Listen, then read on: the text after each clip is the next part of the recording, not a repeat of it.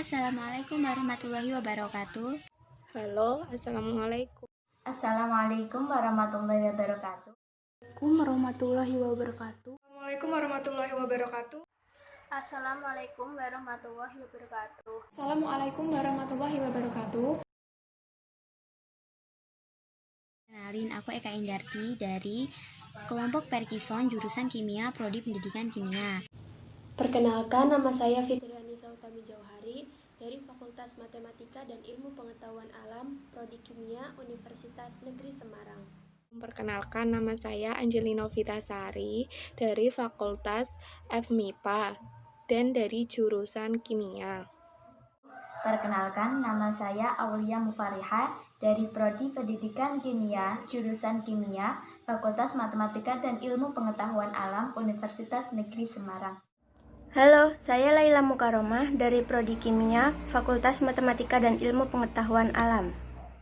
Perkenalkan, nama saya Devania Anjani Putri dari Program Studi Pendidikan Kimia, Fakultas Matematika dan IPA. Perkenalkan, nama saya Prisma Deti Nuriana dari Fakultas Matematika dan IPA, jurusan Kimia Prodi Farmasi. Perkenalkan, nama saya Wahyuning dari Prodi Farmasi jurusan Kimia. Perkenalkan, nama saya Vicky Anissa Lutfiani dari Prodi Pendidikan Kimia.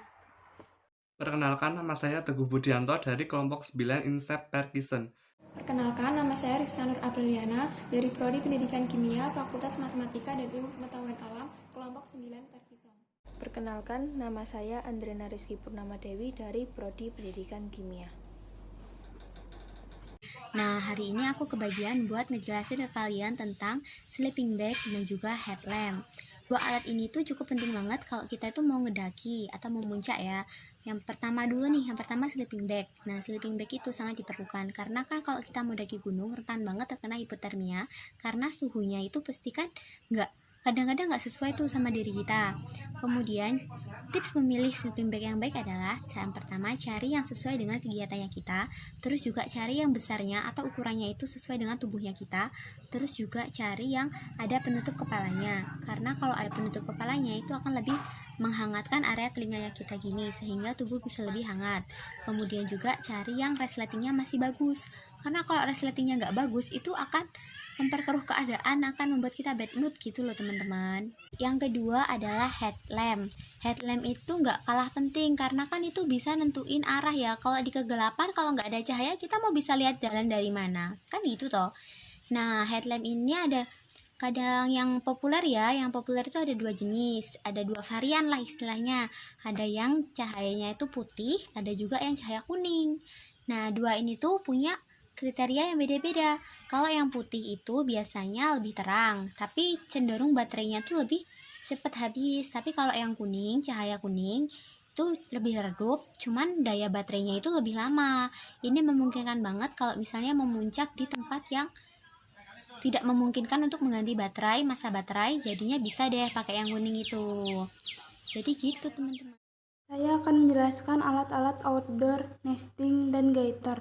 Nesting adalah peralatan masak yang fungsinya sebagai peralatan makanan.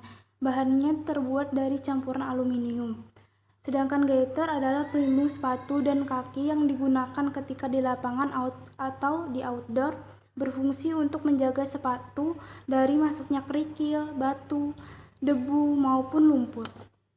Jadi di sini saya akan menjelaskan dua fungsi dari alat outdoor. Yang pertama itu adalah sarung tangan. Nah, sarung tangan ini wajib dibawa oleh para pendaki, berfungsi untuk melindungi telapak tangan dari suhu yang dingin. Nah, nantinya telapak tangan kita itu akan tetap hangat suhunya. Nah, yang kedua adalah senter atau headlamp. Nah, senter ini akan berguna pada saat malam hari, dan headlamp itu akan digunakan di atas kepala sehingga tidak akan mengganggu perjalanan kita saat mendaki. Kali ini saya akan menjelaskan mengenai dua alat outdoor yang wajib kita bawa ketika melakukan pendakian. Pertama, peralatan medis. Selain obat-obatan, kita juga bisa membawa jaket elastis, bidai, dan juga perban. Gunanya untuk antisipasi jika sewaktu-waktu terjadi kecelakaan yang tidak kita inginkan, seperti patah tulang atau terkilir. Yang kedua adalah jas hujan. Jas hujan wajib kita bawa ketika melakukan pendakian pada musim hujan. Gunanya sebagai antisipasi ketika hujan turun.